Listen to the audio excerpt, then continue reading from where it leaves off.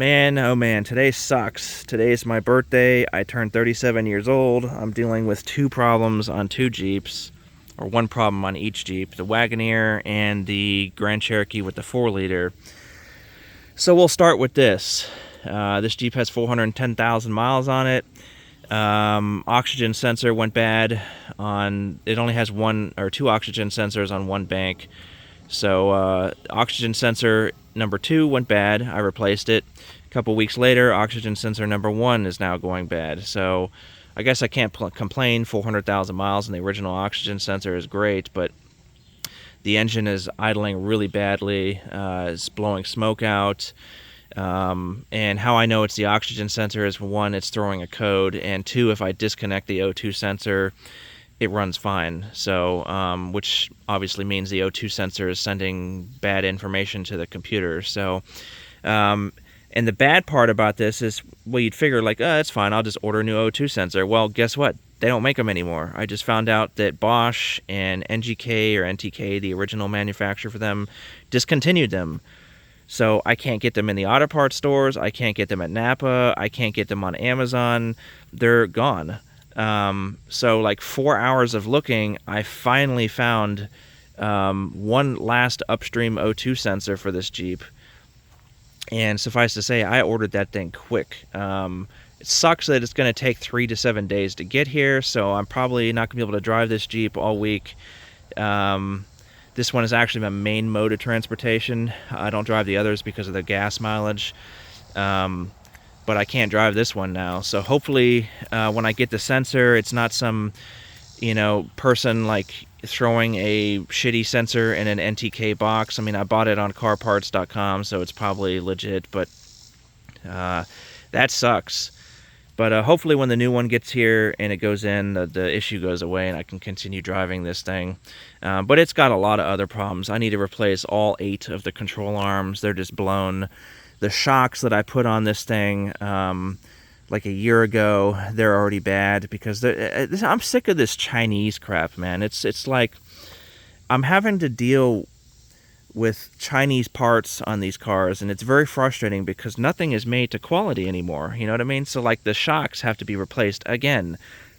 And on top of that, my other Jeep, which my friend is borrowing right now, that one, the alternator is brand new, but it's already causing issues. Like it's going check gauges, it'll drop down, it's not charging properly. You turn on the AC, which kicks on the electric fan, the battery voltage goes down. It only goes up when you're actually driving, which means the alternator is just a piece of crap alternator. It's not putting enough amperage out at idle. So, and guess what? It's from China. So it's very, very frustrating. So got to replace that alternator again. Got to replace all 8 control arms on here. I have to do the brake rotors in the front, the brake pads on all 4. I have to replace that O2 sensor. The power steering pump is going bad on this thing. It's really hard to turn and it leaks profusely. What else is wrong with this Jeep? I just replaced the exhaust pipe, but that pipe is banging on the mount for the fuel tank. So I have to like adjust it again. I don't know. It's 410,000 miles. It still runs great. The engine is good, but transmission is still good, surprisingly. The axles are still good. The transfer case is still good. It's just little things here and there are finally catching up to me. And then I have to replace the axle shaft on the driver's side because the boot is torn again. So that'll be like the 5th time I've replaced it in the last like 7 years because the Chinese rubber is bad. It's just, fuck the Chinese. I'm sorry, but I just can't stand that shit. So now this Jeep is running great. It's no problems. This one is the one I spend most of my time fixing, and that's the reason why it was fine. And I'm kind of neglecting the other cars. But so now this one is having problems, and it's fuel related. The gas that I filled up at the local station where I live, I'm just going to say it because at first when I called them, I didn't blame them. I just wanted to get down to the bottom of it and see what was going on. But the gas is bad. There's water in the fuel and there's like sediment in it, so it's like rust. How did rust get in a plastic tank? I have a plastic gas tank on this thing and the fuel is rusty. On top of that, 4 years ago, when I fixed the frame on the other side and replaced the leaf spring, the last leaf spring, because I replaced 3 leaf springs, but I didn't do the 4th one because the frame was bad on that side, so there was no point in doing it until I had, you know, the proper frame replacement. So anyway, I dropped the tank. You have to, in order to do the leaf spring. And when I dropped the tank, I cleaned it. I, you know, tilted it upside down. I drained it completely, you know, threw gas in there, swished it around, drained it again. It was clean. 4 years later, clearly I've been to many gas stations, you know what I mean? But how did my gas get rusty, and how did water get in there? Because the Jeep is sputtering like it's not getting enough fuel, and then it dies. And then, like, you step on the gas a couple times, turn it back on, and it'll drive like 20 feet, sputter, and die. You know what I mean? And how I know it's the gas is I put a fuel tank or a gas can on my hood, bypassed the fuel pump, and did a siphon, you know, really quick into the carburetor and drove it around for 1 gallon. You know what I mean? It drove fine, no issues. So clearly it's the gas. I siphoned out 20 gallons of gas, and refilled it at that station. I know it was stupid. Why did I go back to that station? At the time, I didn't know it was from that station. I just didn't know what was going on. You know what I mean? So 20 gallons of new gas, still having problems.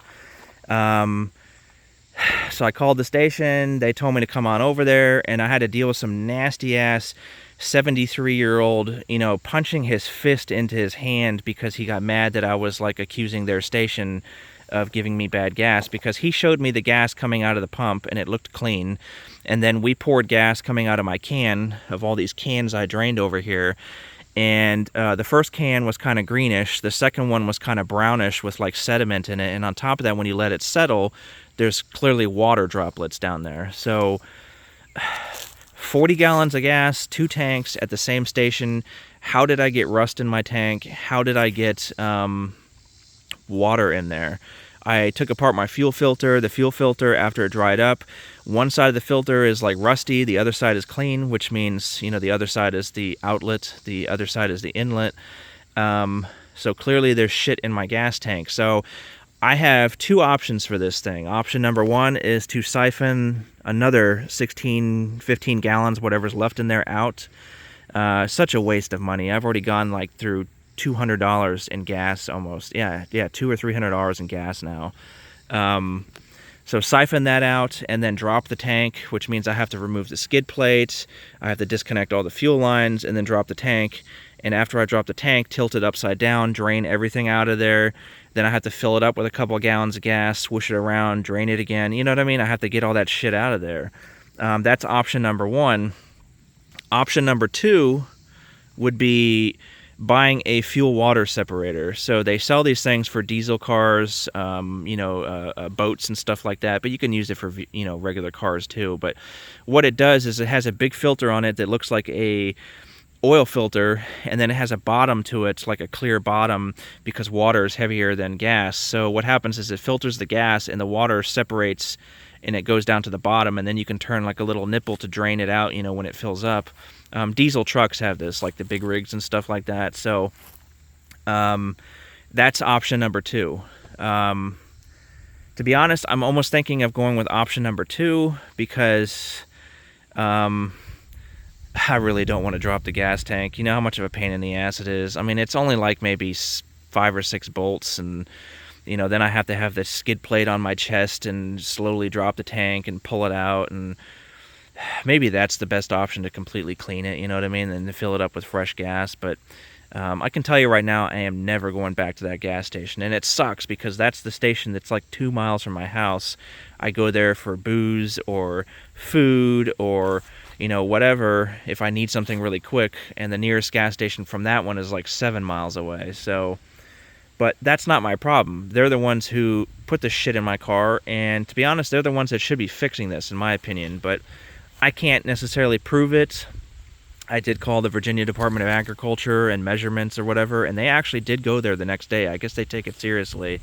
And they took readings from their tank, and they said they're going to put it in a lab, check the octane, check for sediment and water and stuff like that, and then they'll give me a call back. So, but anyway, this sucks. Happy birthday to me. I guess my birthday present early was the floorboard or the bed or the bed for the other Jeep, but now I have to deal with major repairs on this one. Not major, but multiple repairs.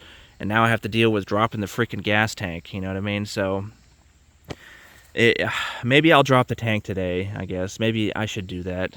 Stop procrastinating. But the problem that sucks is all my gas cans are full, and I tested those gas cans on the lawnmower, and they work great. So I have like 20 gallons of gas for the lawnmower, so I never have to worry about gas for the rest of the year. And the weed whacker and the leaf blower, it works fine for those, but what am I going to do with that gas? You know, I don't feel like giving it to the dump. You know what I mean? That's a waste. Maybe I can pour it on all the weeds over here and just kill all the weeds, the poison ivy and all that stuff. I'm just going to have to smell gas for a while, you know what I mean? But I hate dumping gasoline. I don't really want to do that, but I'll let you guys go. Maybe today, maybe right now after I stop the video, I'll drain the freaking tank, drop it.